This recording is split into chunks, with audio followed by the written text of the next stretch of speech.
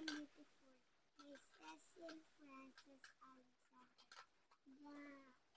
All things bright and beautiful, all creatures great and small, all things wise and wonderful, the Lord God made them all. Each little flower that opens, each little bird that sings, He made their glowing colors, He made their tiny wings, the purple-headed mountains, the river running by, the sunset in the morning that brightens up the sky, the, the cold wind in the winter, the pleasant summer sun, the ripe fruits in the garden, He made them every one.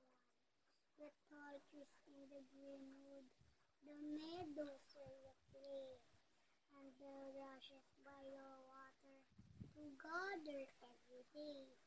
He gives us eyes to see them, and lips that we might tell how great is God Almighty, all who has made all things well. Bow.